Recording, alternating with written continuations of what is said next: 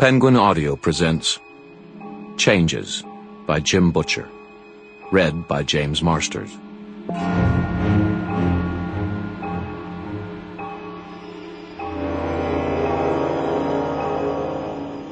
Chapter 1. I answered the phone, and Susan Rodriguez said, "They've taken our daughter." I sat there for a long 5 count, swallowed, and said, what? "You heard me, Harry," Susan said gently. I said, The line isn't secure," she said. "I'll be in town tonight. We can talk then." "Yeah," I said. "Okay."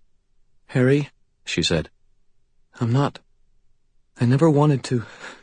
She cut the words off with an impatient sigh. I heard a voice over the loudspeaker in the background saying something in Spanish. "We'll have time for that later. The plane is boarding. I've got to go. About 12 hours. "Okay," I said. I'll be here." She hesitated, as if about to say something else, but then she hung up. I sat there with the phone against my ear. After a while, it started making that double-speed busy signal noise. "Our daughter," she said. "Our daughter." I hung the phone up, or tried. I missed the base. The receiver clattered to the floor. Mouse, my big, shaggy gray dog, rose up from his usual napping spot in the tiny kitchenette my basement apartment boasted, and came trotting over to sit down at my feet, staring up at me with dark, worried, doggy eyes. After a moment, he made a little huffing sound, then carefully picked the receiver up in his jaws and settled it onto the base. Then he went back to staring worriedly at me. I paused, trying to get my head around the concept. I might have a child. Mouse made an uncertain, high-pitched noise. "Yeah, how do you think I feel?" I stared at the far wall. Then I stood up and reached for my coat. "I think I need a drink," I said. I nodded, focusing on nothing. "Yeah. Something like this. Yeah." Mouse made a distressed noise and rose. "Sure," I told him. "You can come. Hell, maybe you can drive me home or something." I got honked at a lot on the way to McAnally's. I didn't care. I made it without crashing into anyone. That's the important thing, right? I pulled my battered, trusty old Volkswagen Bug over into the little parking lot next to Mac's place. I started inside. Mouse made a woofing sound. I looked over my shoulder. I'd left the car door open. The big dog nosed it closed. "Thanks," I said. We went into the pub.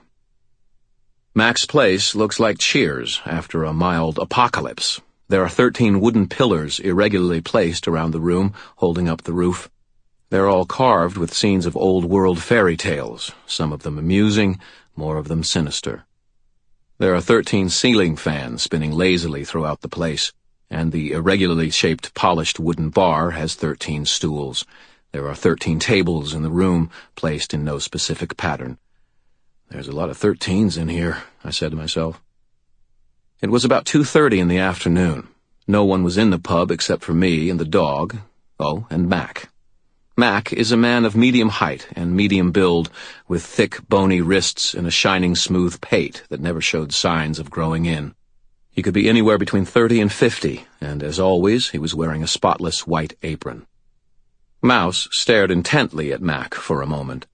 Then he abruptly sat down in the entryway at the top of the little stairs, turned around once, and settled down by the door, his chin on his paws. Mac glanced toward us. "Harry?" I shambled over to the bar. Mac produced a bottle of one of his micro-brews, but I shook my head. I'd say whiskey, Mac, but I don't know if you have any whiskey. I need something strong, I think." Mac raised his eyebrows and blinked at me. You gotta know the guy. He was practically screaming.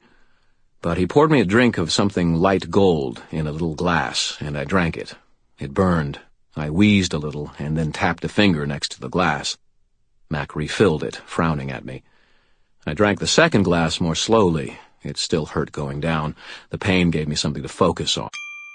Sample complete. Ready to continue?